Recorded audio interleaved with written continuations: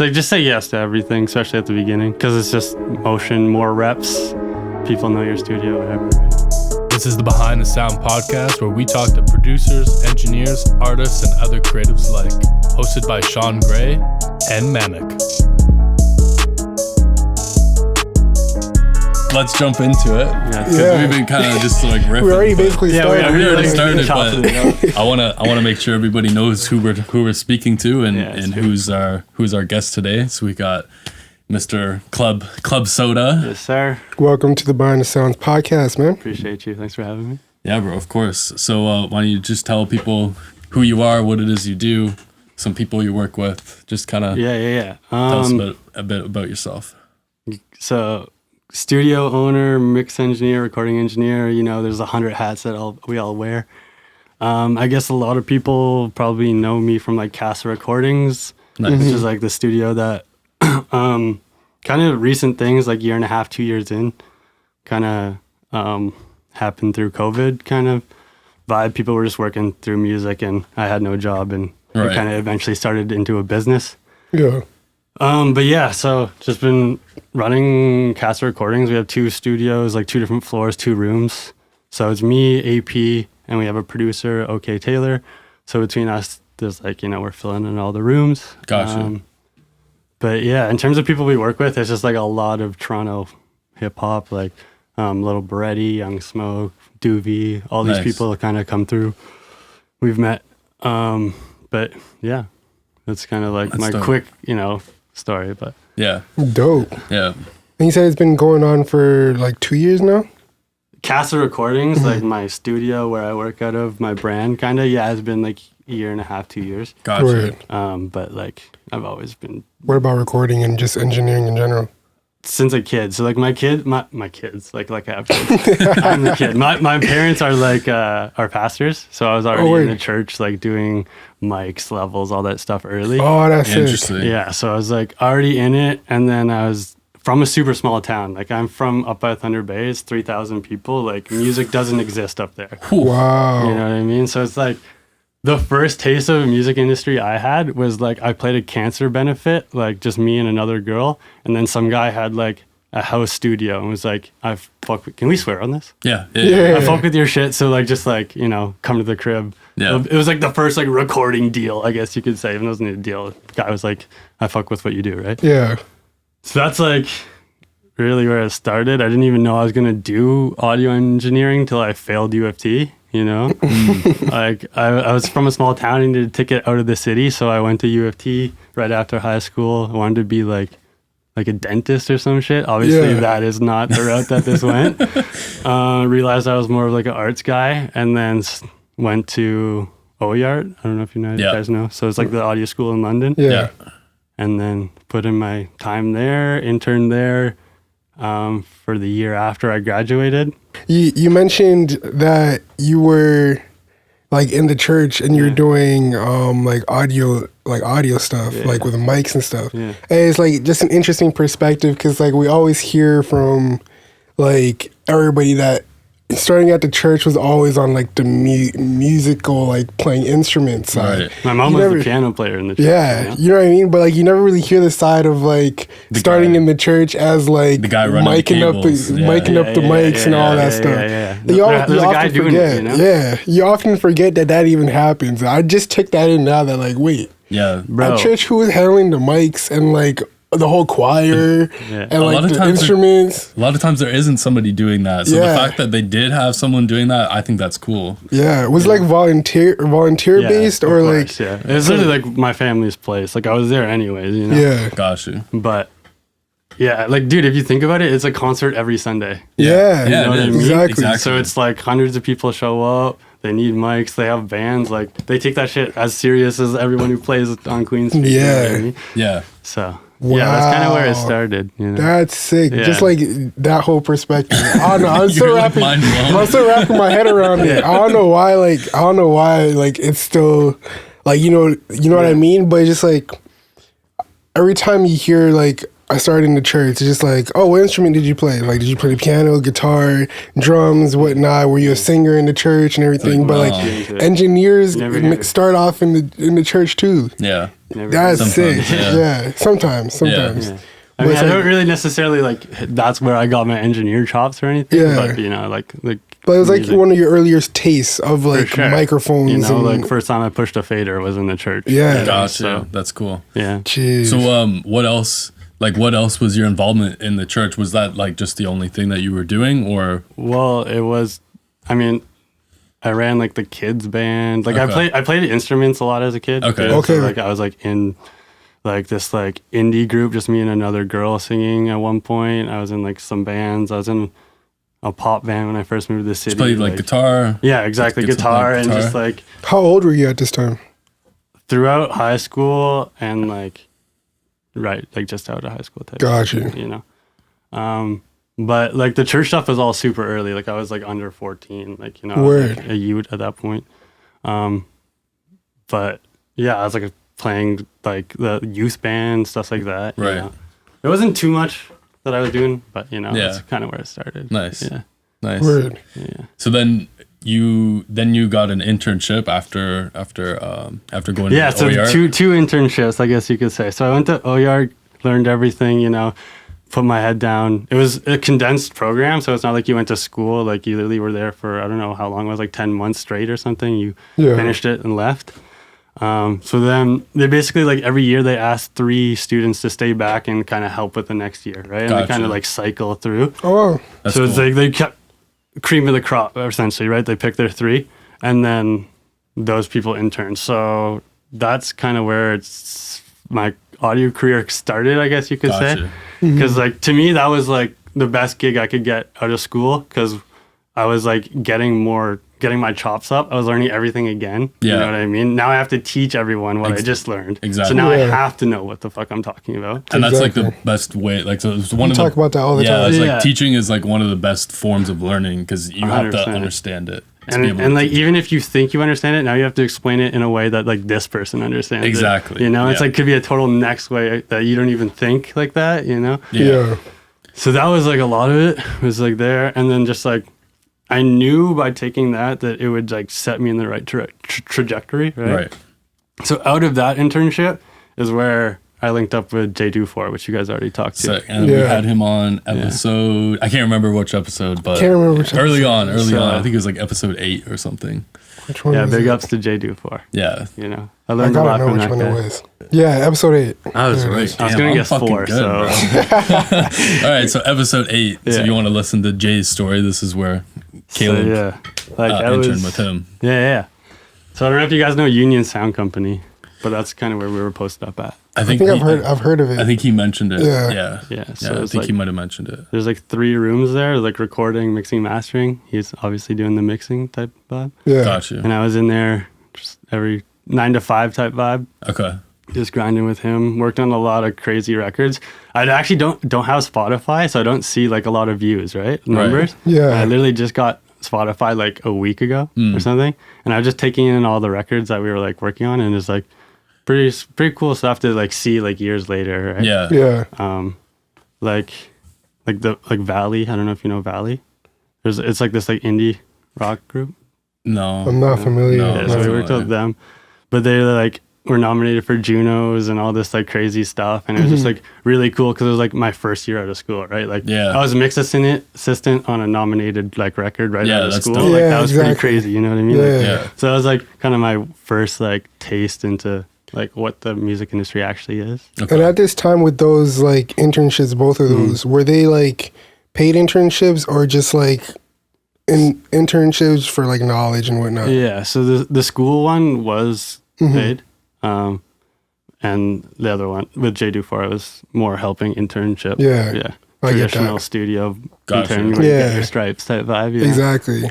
But like out of that, you were able to get like opportunities to be a mix assistant. Best thing I've ever done you know was taking both those internships. Yeah. Because I find like a lot of times, like at least nowadays, people don't want to put in that grunt work at the beginning, and like they want to just like skip out that like intern phase and everything like that. You know what I mean? I feel like, and people kind of get this kind of confused too, and like this is just my own thoughts with like the whole paid versus unpaid internship. It's just like, yeah, it might be unpaid, but like at the same time, it's like what your payment is knowledge and experience. Exactly. Like, yeah, you're not getting money, but you're getting the experience that could then translate to you building your own skill set to get clients or whatever, and then you can collect money. Exactly. And I don't think you understand how much that's worth until later when you could apply all that knowledge. Exactly. And now the money's coming in. Yeah. And you have your shit going, and you're like, wait, that was actually like worth something, you know? Especially if you look at someone like Jay, where he also went to school. Same place. Or you look at other people who spent vast amount of time and energy and money into their own career, and now they're just handing you this knowledge. It's just like, and you want to get paid too, and they're just like giving you a shortcut.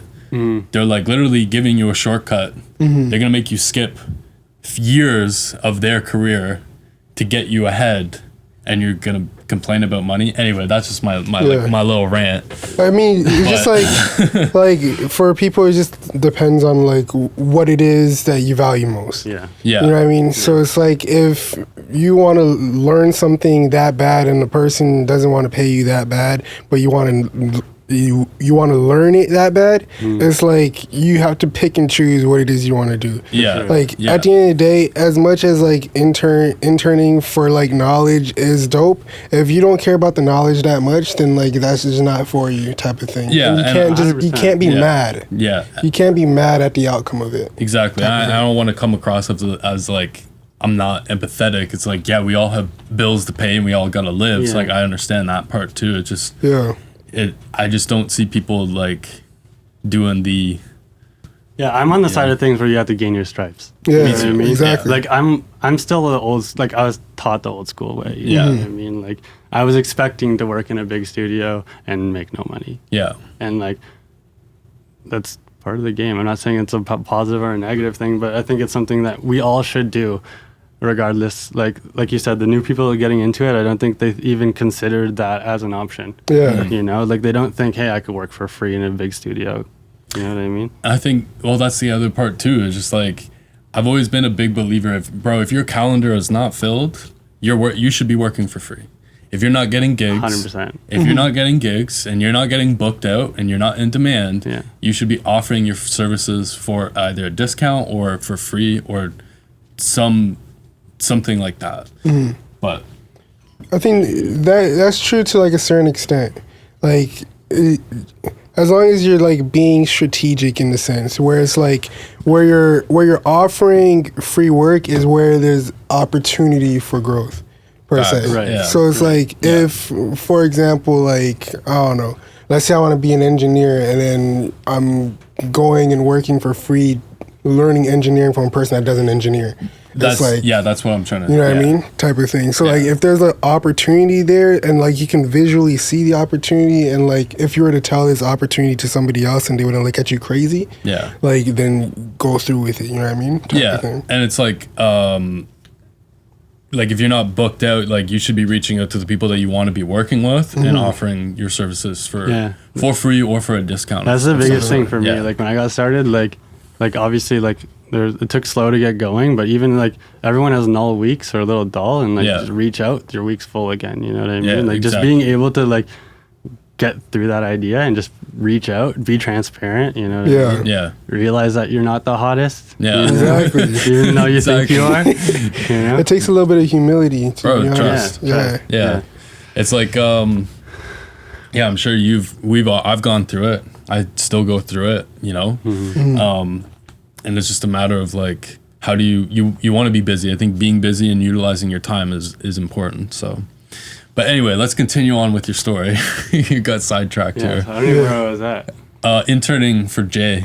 Yeah. So, how did that come about? Actually, So it came through the school. Okay. So I was interviewed with Jay like near the end of my first internship.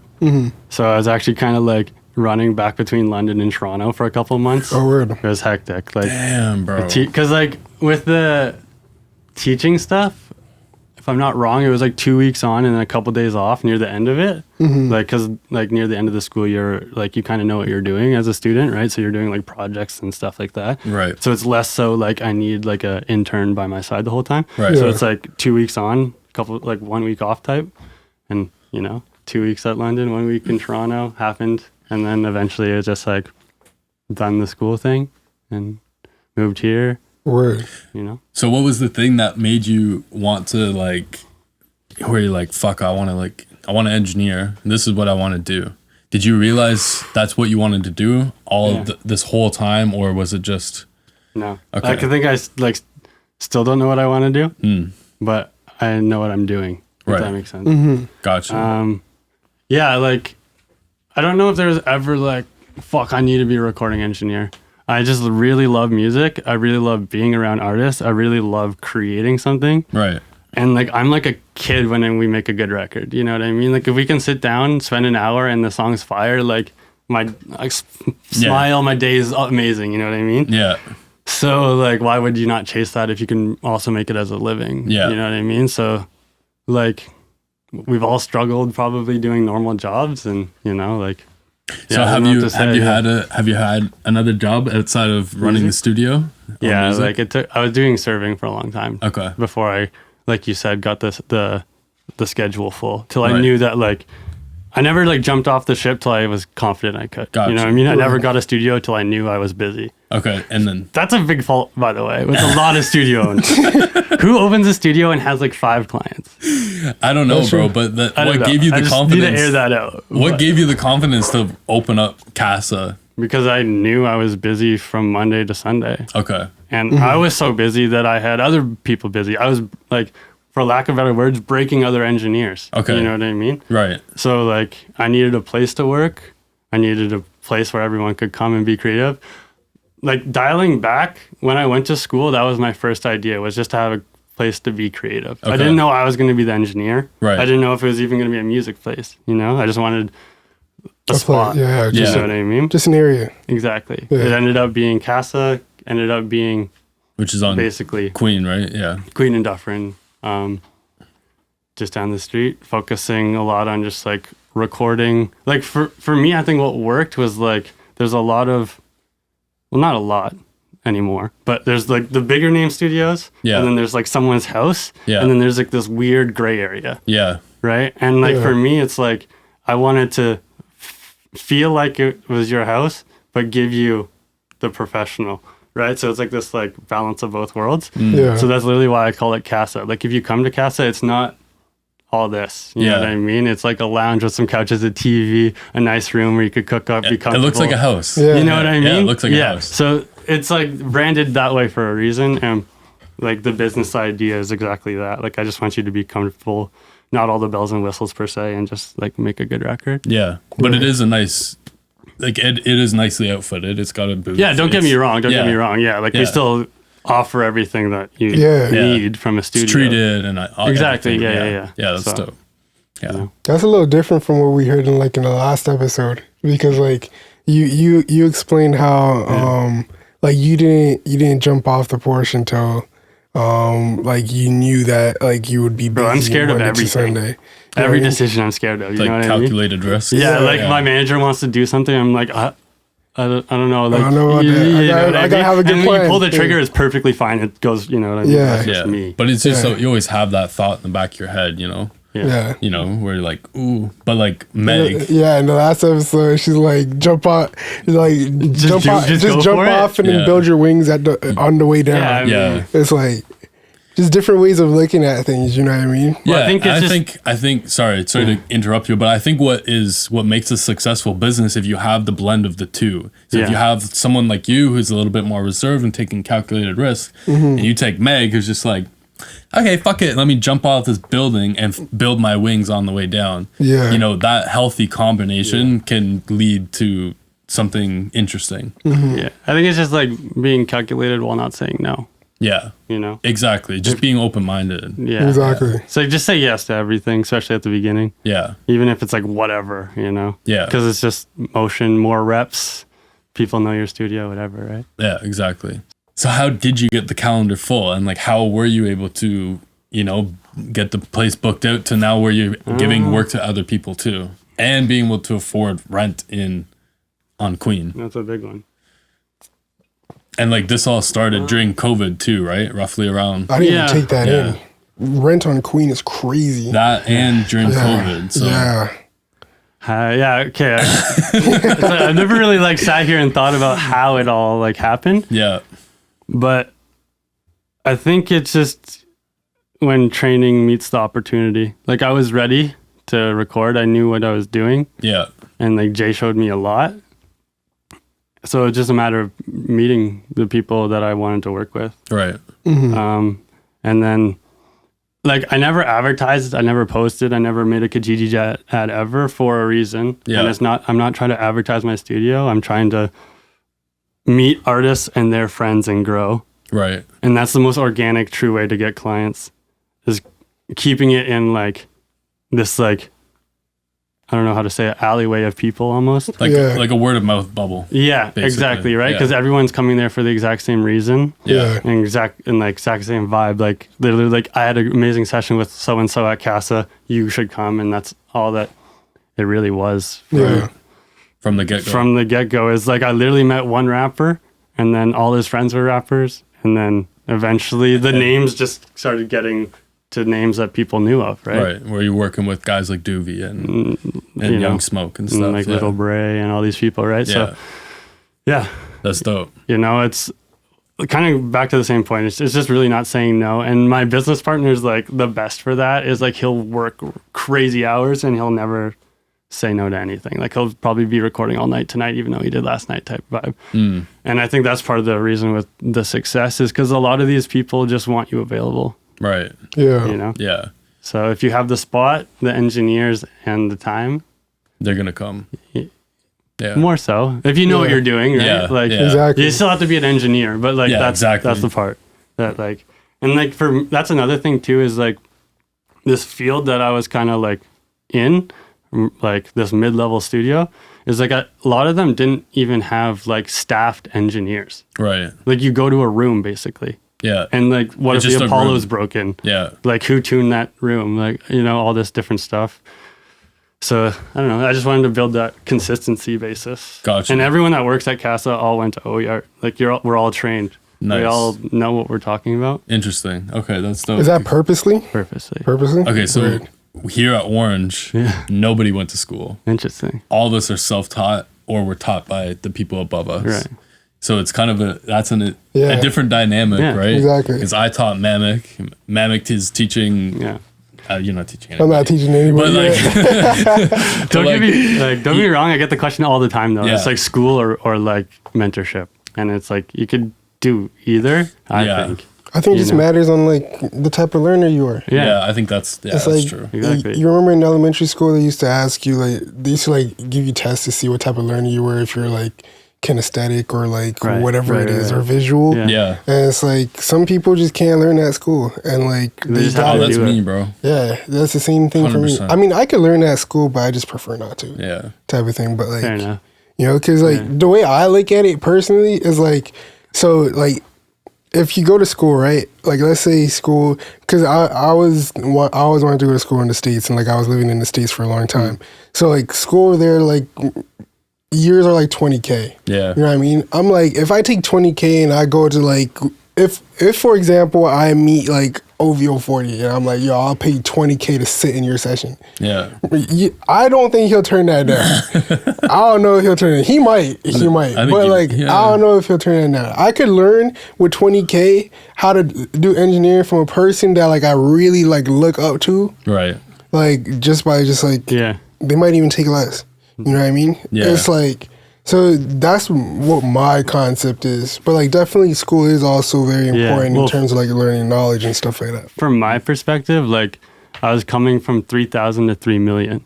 Right. So you could have grown up with an artist. I knew no one. You know what I mean? So I had to like learn everything, meet everyone. And I feel like I couldn't do that just coming into Toronto. Yeah. You know what I mean? Like I'd have to like, I don't even know. Well, you didn't know anybody. No right? one. So, literally no one. Not a single artist, not an engineer, nothing, right? So it's like, it's harder to make your like world when you're not in that world. So I needed like an entryway, right? Yeah. That makes sense. I think that's important for people who are kind of like isolated and away from those bigger cities. It's something I've talked about before. It's just like you kind of need to be there to build those connections, right? Yeah. So I think for yourself, I think had you just moved here and not gone to school, like you would have eventually developed those relationships, but you just have to be there. I'd be so much more behind where I am right now, though. Yeah. So much, I would say. Yeah. Like school saved me so much years. Interning saved me so much years, I would say. Yeah. I think it would have do you think it was the structure that you benefited from?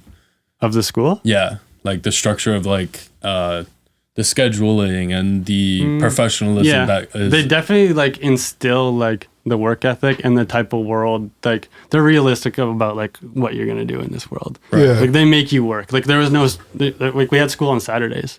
Yeah, Metalworks was like that you too. Know? Yeah. So it's like there was no free time that year. So it's like it's realistic. I have no free time now unless I make it. Yeah. You know? Yeah. Yeah. So it's like it's realistic expectations. It set me up.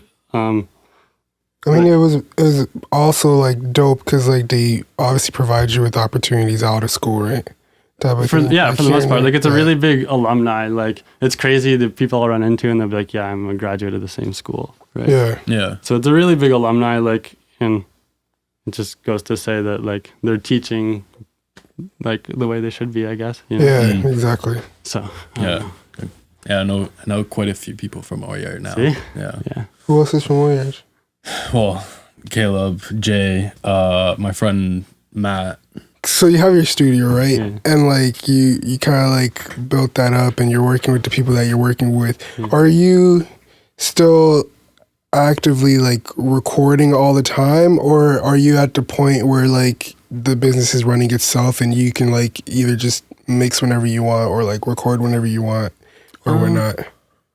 It's definitely not like I can do whatever I want. I'm one of the like main staff there, right? So it's like if engineering happens at Casa, it's me or another guy more so. Yeah. So I'm always recording. Yeah. But it's definitely transitioned into like mixing and like kind of developing that 9 to 5 of a mixer role, as you probably know, right? Yeah. So it's like the more people I met and the more records we were recording, the more things that needed to be mixed. And I kind of had to transition into that role and kind of figure out how that life works. Yeah. So like, I'm sure I could probably hire someone, but like, not necessarily what I'm trying to do. I like recording. How do you balance recording and then mixing?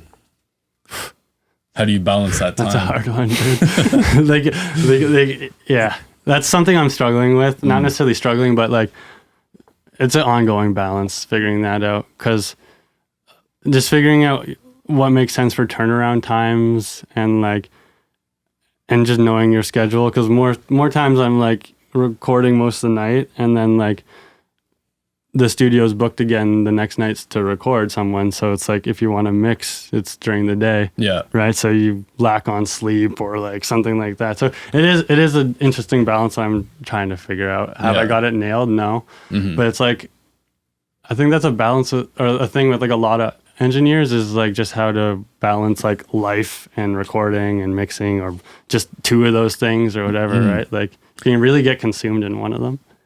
I feel like because like Baines, for example, before Free YSL, but before they got locked up, he was saying like, yo, I was mixing during the day. I'd wake up, go to the gym, and then I'd mix all day right up until they wanted to record. And then we were recording till 5, 6, 7, 8 a.m. That is literally my schedule. And it's just like, dude, that's insane. Yeah. That's even a thing. Yeah, but it's like almost out of necessity. It's not by choice. Yeah. It's like there's so much work that has to be done, and deadlines, you know. Yeah. People need to drop music when they want it or whatever. So yeah. So how do you set boundaries with those clients now? Because just understanding what your workload is. Okay. Like being realistic with what you have on your plate. Okay. And just translating that to your artists. Right. Like I've had to tell people like I'm not going to be able to get you this week, right? Like Yeah. you know, let's be realistic. I have so much on my plate right now, whatever. Like It's just, I hate telling people that too. Yeah. I hate telling people, nah, it's not, I can't, bro. for the longest time, I just said yes. But then it's But then it bites you in the exactly. ass, Then right? people come back like, where's this? Where's that? And I'm like, you know? Yeah, it's relax, coming. bro. It's coming. Yeah. But yeah, no, it's a hard thing. It's a hard thing to balance. Now what I've been doing is like, like give me 5 days, 5 business days. Yeah. And then I'll try and do it within like the next couple days Right. if I can. Yeah, Right. yeah. And then you surprise them. They're like, oh shit, he like, you know? Or I'll just be like, or I'll just say, okay, I'm gonna drop you this on Tuesday. Yeah. And like I make sure that 100% they're getting what they asked for on Tuesday. Yeah. But I mean, if you think about it, that's like setting the expectation, right? It's like why, like even beyond music, just like businesses in general. That's why the successful businesses do so well.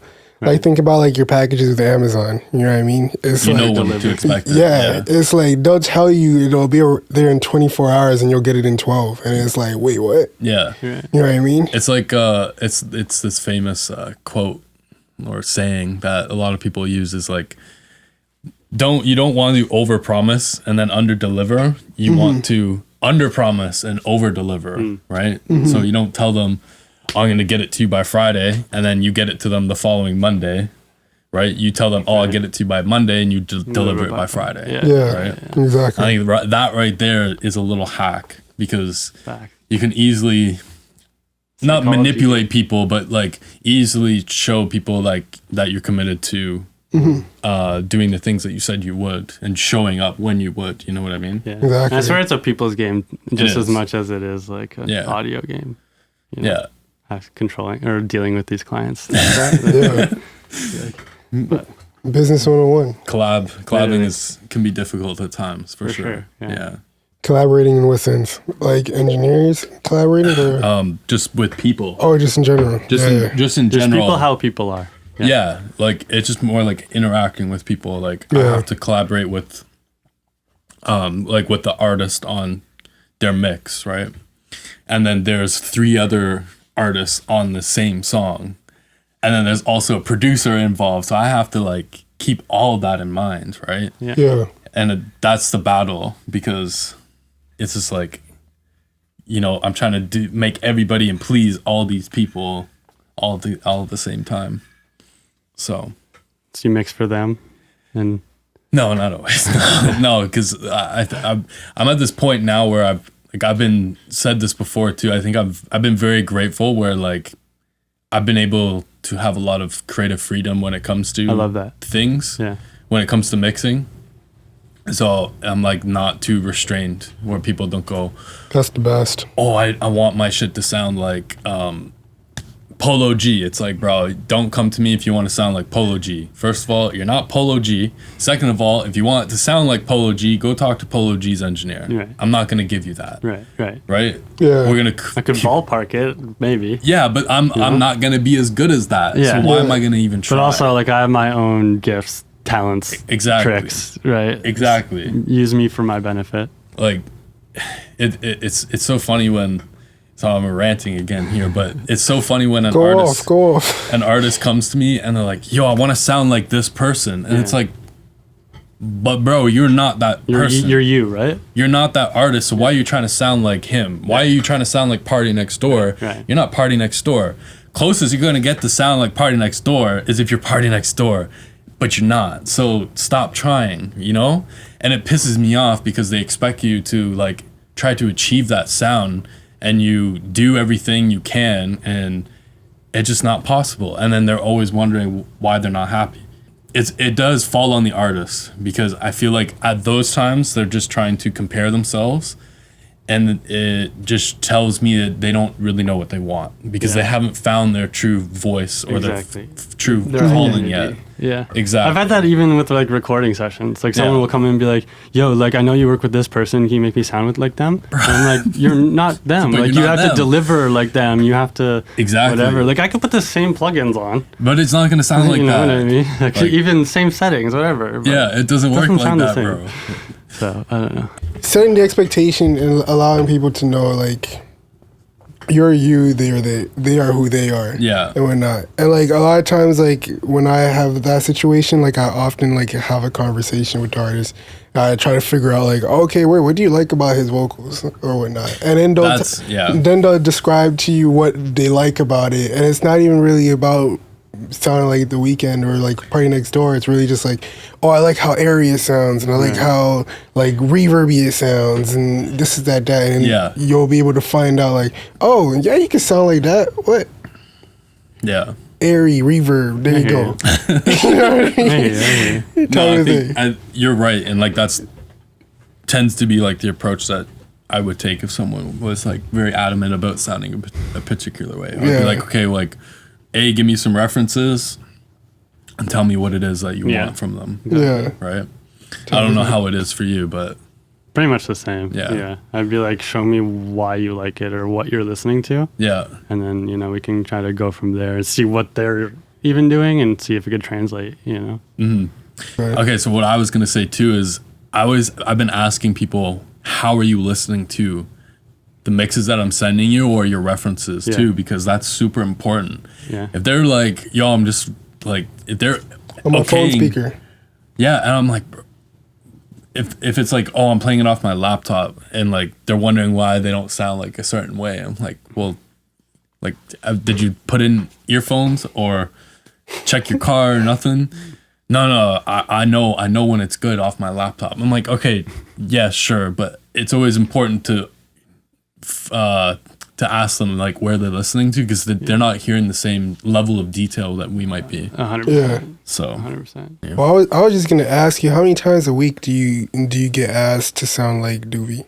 Well, okay, so I'll make it clear it's more AP that works with Doobie, but I would say a lot of people have came to him and us being like, that sound, for sure. I don't know how many, but like, especially him, he's got a lot more like clients coming in just because it's like they know. Yeah. They know, like, I guess you could say clout, but yeah, like I don't know how many like say like I want to be exactly like him, but they come in being like, oh, I like, it's like, you know, this is where we get the sound or whatever, you know. Right. Like if you think about it, like just recently, I was just curious, but if you think about it, it goes to show like kind of like where the industry kind of is at this very moment. Yeah. You know what I mean? It's like a lot of times, a lot of people kind of like see a blueprint of what's working, and they're like, okay, I need to follow that blueprint.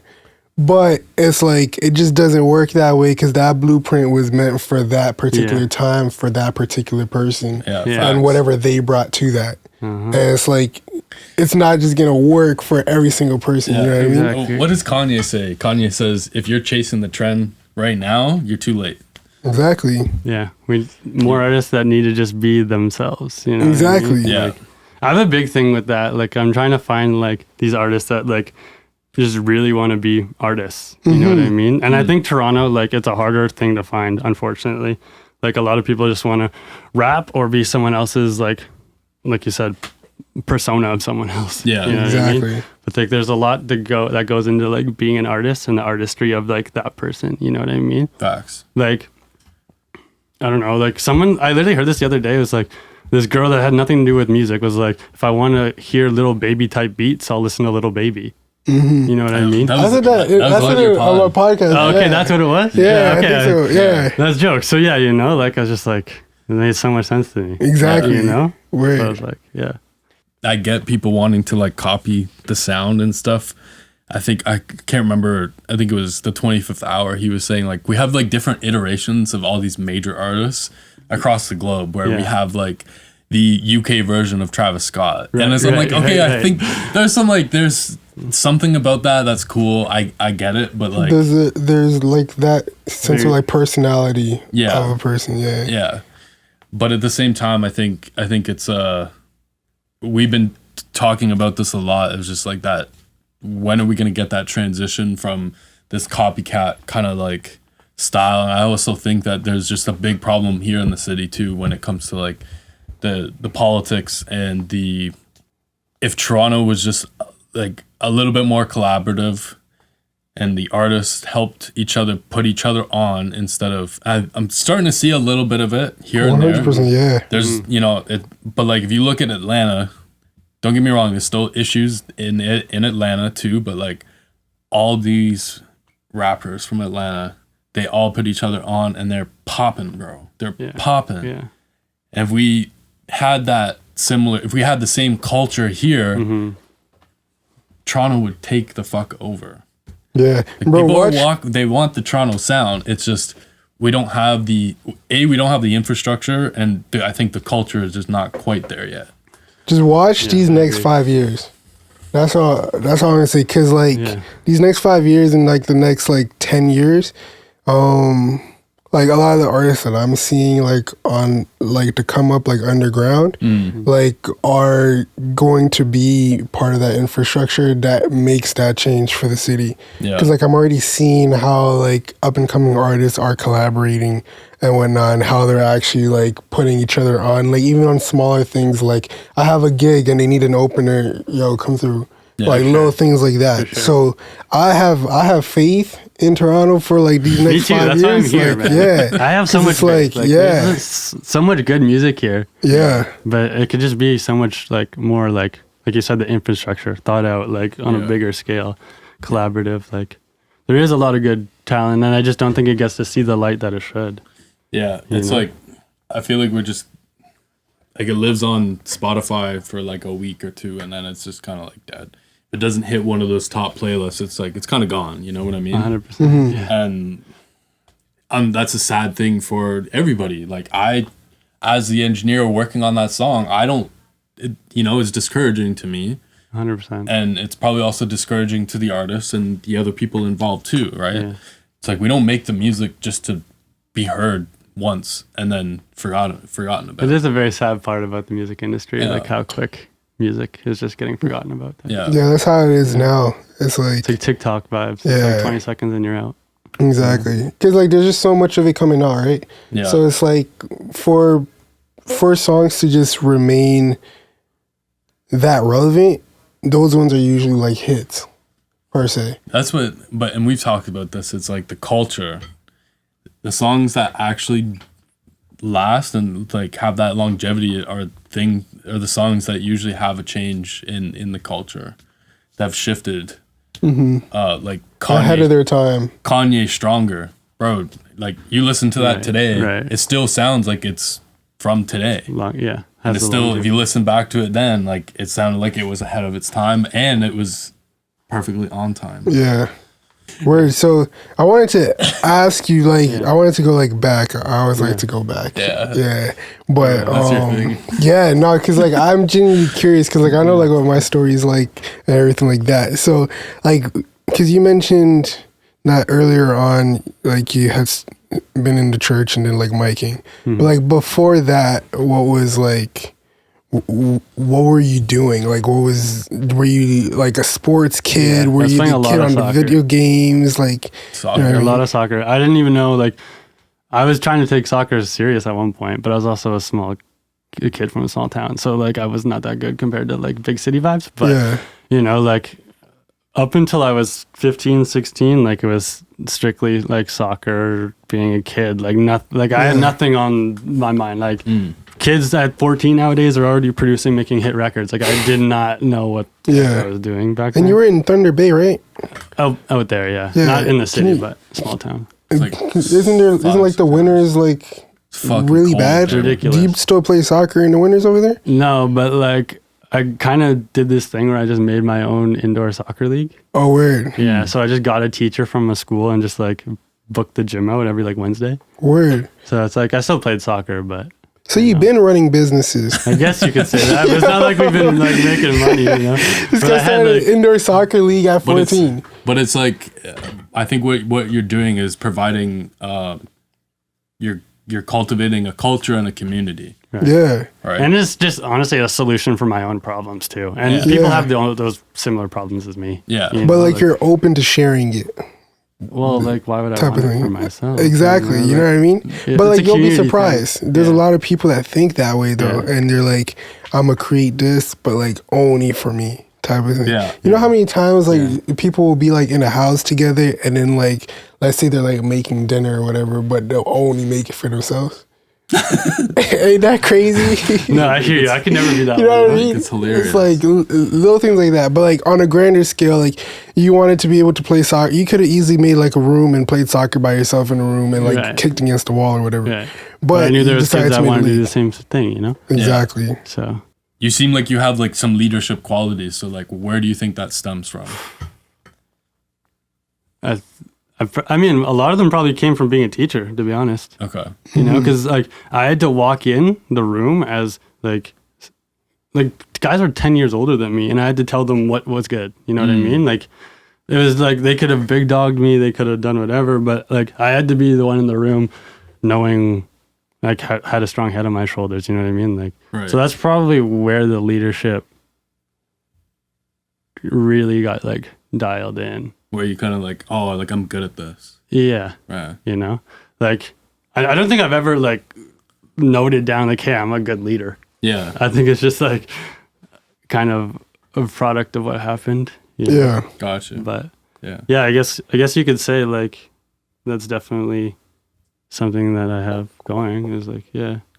No, I just wanted to like build off of that. So like with your, cause like obviously you're running your studio and whatnot now.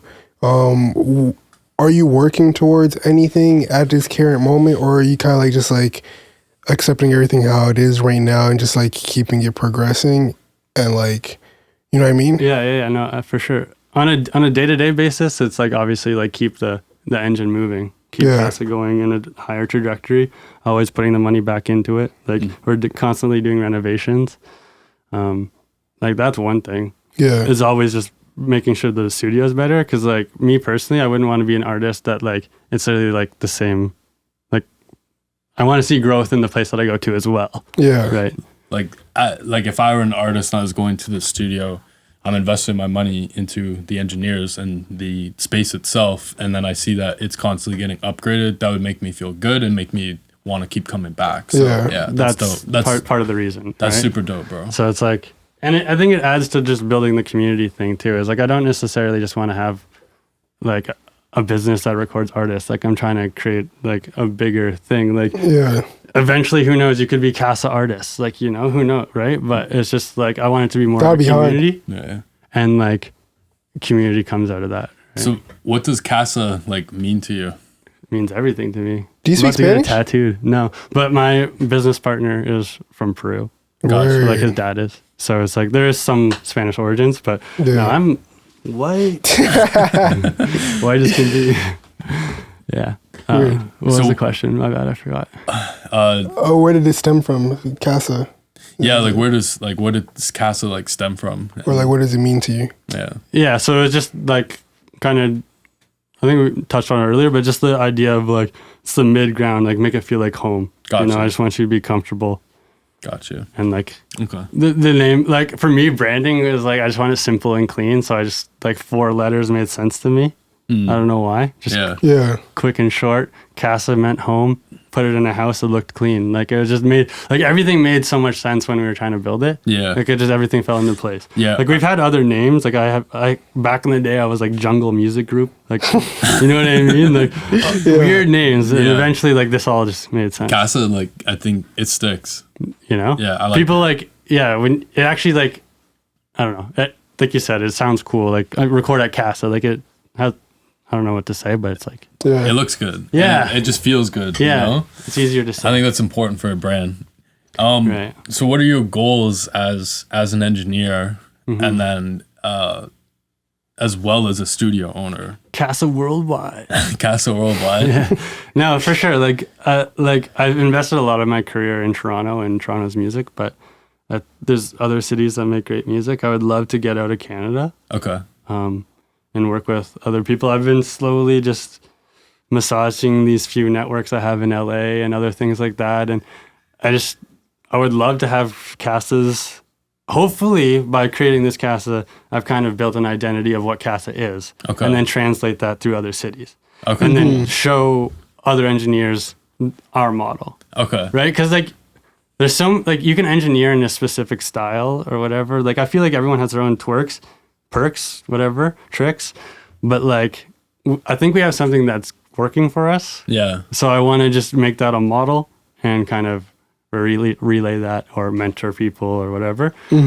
So it'd be one, getting a bigger facility in Toronto, like actually having like Casa headquarters would be sick. Obviously, obviously growing this one spot we have now would be unreal. And just getting out of Canada, but obviously like we're all just trying to get the next biggest record too, obviously, right? So I always make the joke that like people are like, yo, what are you doing tonight? I'm like, there's no plaques on the wall. Like, what do you mean? What am I doing tonight? Like, I'm still recording. I'm still mixing. Like, so that's one thing. Like, I don't have anything like that under my belt. So I would love to get like, a few plaques with Kaleb's name or Casa's name on it. Yeah. So that's obviously a goal that we all have. But yeah, like kind of those three, Still waiting for my first plaque too. Same. It's a hard thing. Yeah. So that's dope though. Yeah. So are you like, as a mixer though, are you like focused on just like working on like hip hop and rap, or are you looking to? Yeah, like it's actually funny you say that, because like recently I've been mixing a lot of like EDM, dance hall, interesting, like, kind of like different vibes. Toronto artists. Yeah, it's kind of Toronto to be in Toronto. It's like a blend of like that, just hip hop and So yeah, I don't know. I don't really say no to anything that comes my way. I'll try at this point in my career to do it. I think, because I don't necessarily know.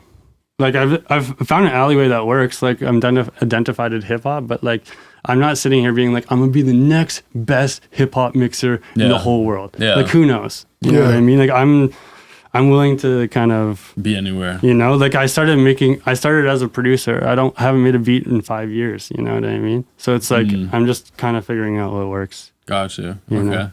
So like it's not necessarily like the most like traditional. I think like people that sit down and be like, I'm gonna sit down and become a mix engineer or a recording engineer or a studio owner or whatever. Like they kind of sit down and do one thing, but I'm just doing it all, and I don't know. I see that you're smart and you're business oriented, but you still are creative. So where does that business oriented mindset come from, and how are you balancing that out with being creative? Just doing it, putting in the reps, I think, to be honest. Okay. Like I don't know how to run a business. I'm not going to tell anyone to run a business or show you how to run a business. I'm learning something every day. So I don't know. Like I never even knew I was going to have a business ever, So it's not like I was setting myself to be a business owner. I think, like you said, maybe just being able to think through things. Yeah. Having the leadership qualities. And then it just came from like necessity, right? You're just like, here's this problem here. I'm going to provide a solution for it. Right. And it's given you some sort of outcome. And like, to me, I just like have an extreme like level of like quality that I prefer. Like I would never start something if it's half-ass. And that's kind of like part of the reason that maybe like it's working is because like I'll sit there and overthink for a week before like like us so this whole podcast but I don't know, it's not like I'm like a business mogul by any means. We're the four of us, it's not just my brain, but all of us are just trying to make it work. But I think that's the key part, is that us three brains in here right now, we're some sort of entity, right? So collaborating on this conversation and this podcast episode that's going to be released. It's the same thing with you putting your mind with three others and creating Casa, right? So it's just like the power of four brains versus one 100% can get you further, right? Even if you like have an idea, just having the three other guys to comb through it, it makes the world of a difference. Because like I've had ideas that guys are like, we're not doing that. Did you guys have any struggles that you had to overcome while building the studio, or just daily operations, anything like that? And like, if so, how did you work through them?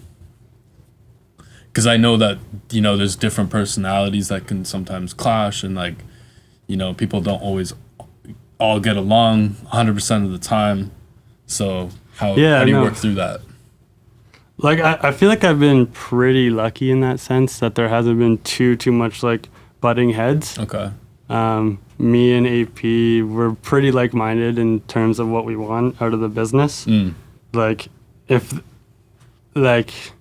more times it's just a simple conversation and it's dealt with. Like, we have the same kind of vision, which I'm like super thankful for. Like, Gotcha. I don't really see that in like too many people. That like to find like an almost identical to you is pretty crazy. Yeah. So I think that was like a lot of it, and like the hardest struggles was literally just normal operations, like because we have like him booking clients. Like, so we started with one studio, so it was 3 people working out of one room. Holy. So that was one thing, was just like scheduling and overlaps and like you said, politics and all this other stuff, just micromanaging all that, and then taking it to the next level where we got the second room. Right. And now you're like have a schedule over your schedule, and you're dealing with like 2 rooms and multiple engineers. And so I think it's just like constant growth and just like actual business dynamics. But yeah, I think like the biggest struggle was probably just finding the space. You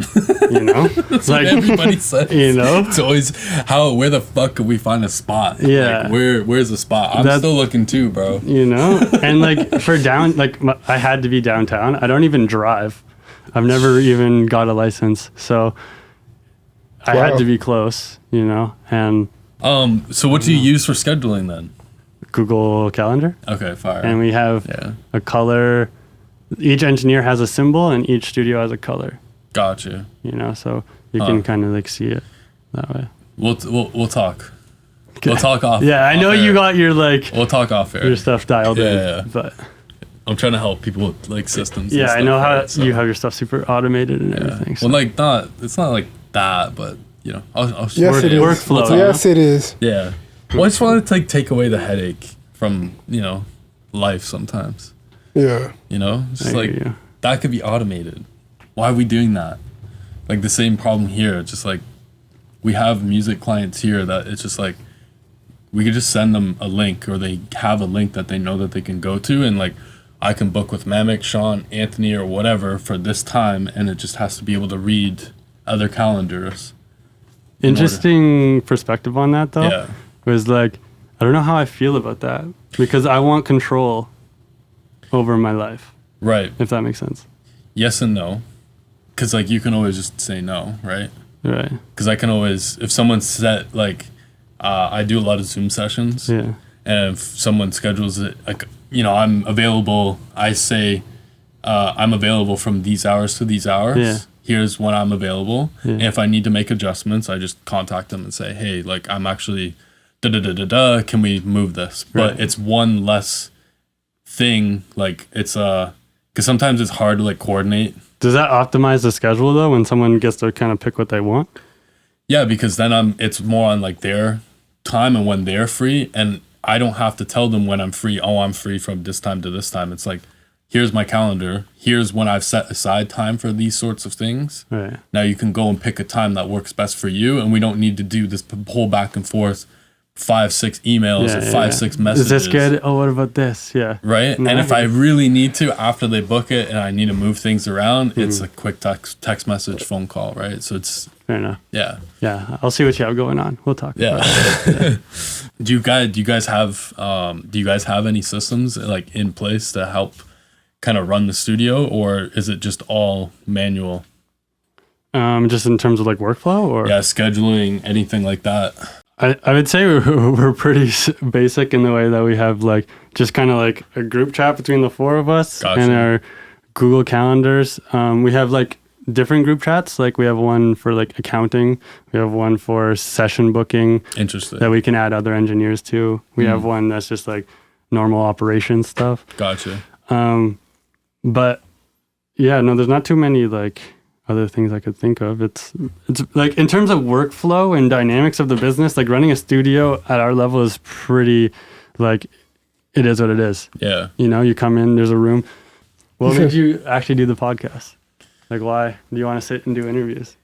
Really, like for me personally, it was just about like having conversations with people and just like Because like the whole idea behind the sound is that artists get all the light all the time. Yeah. And it's like, I'm so glad you said that. yeah, like they get all the light all the time, and it's like you never really hear about like the producer or you hear about the engineer unless like the producer or engineer gets to a high enough level where they're like doing crazy stuff. More times the engineer doesn't even get like tagged. Exactly, right? Or anything. Type of thing. It's like producers. Spotify doesn't even tell you who the engineer was. It literally just says producer, writer. It's only title Yeah. right now, and I think like Spotify has added studio staff or something like that.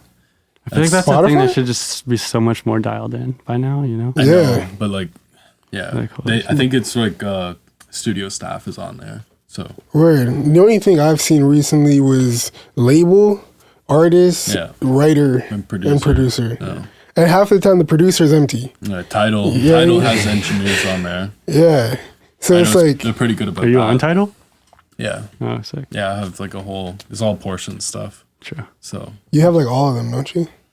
yeah, but if I wasn't credited properly for the first bit, I think I'm not sure if they fixed it, but they were going to go with another engineer initially, but then I took over, and it was the engineer from Atlanta, and so his name's on all the records that he mixed them, and meanwhile he didn't. He recorded on one of them.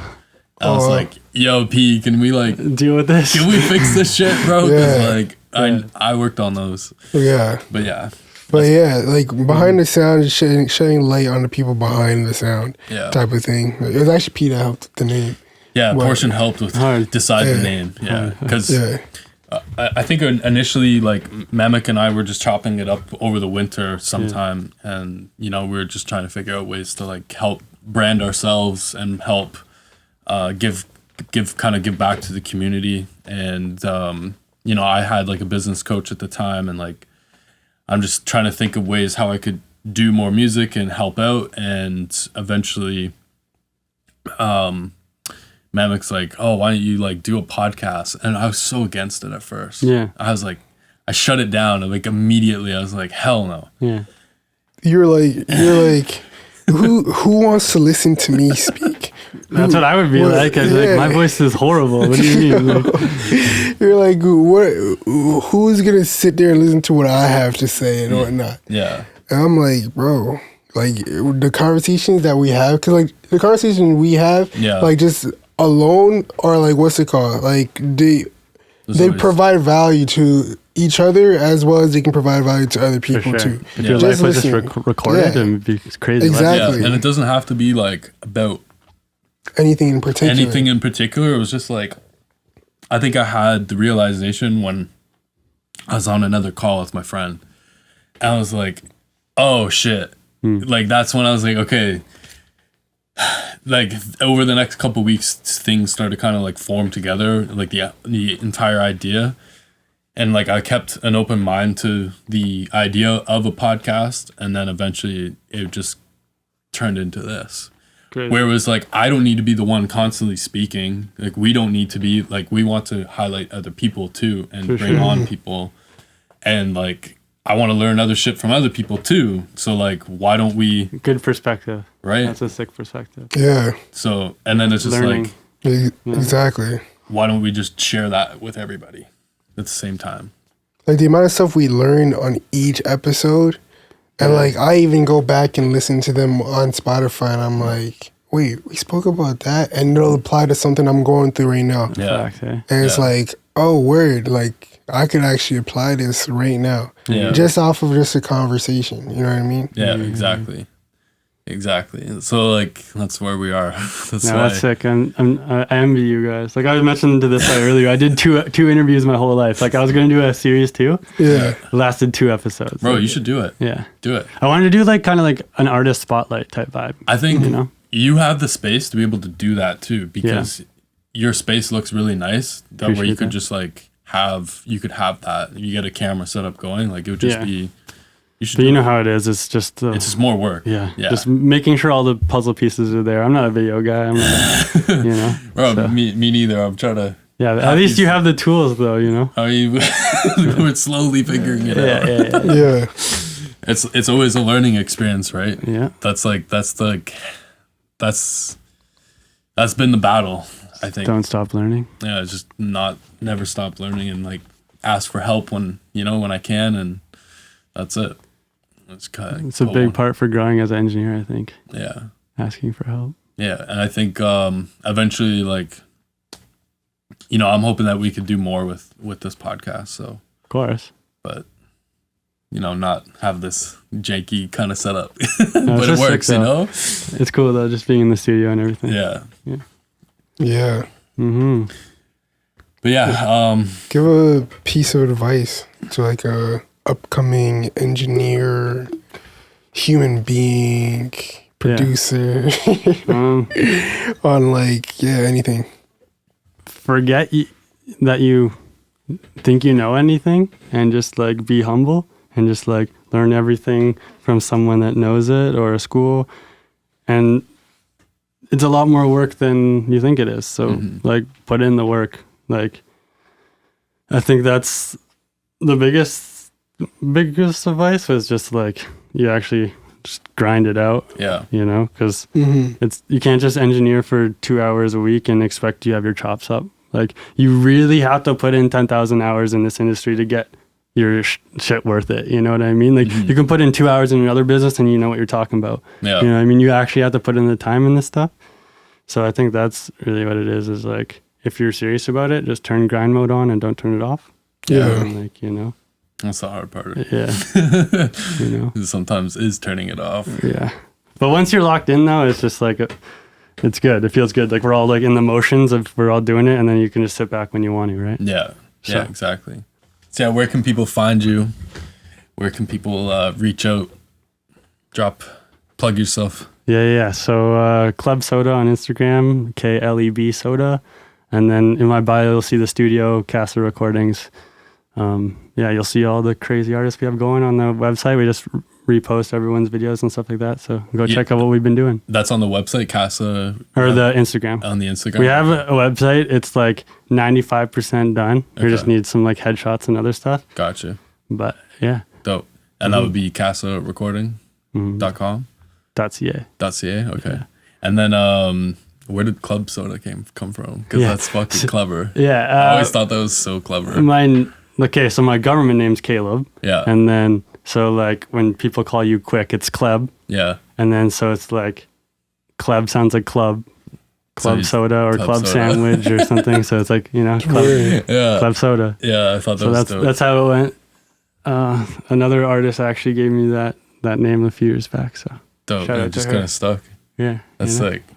So, yeah. That's hard. Fuck with it. Yeah. Yeah. This is Gravy Mixes. This is One Mamic. This is Behind the Sound podcast. Thanks for coming on, bro. Thank you. Yes, Sirski. Peace. The Behind the Sound podcast was recorded at the Orange Lounge Recording Studio, located downtown Toronto.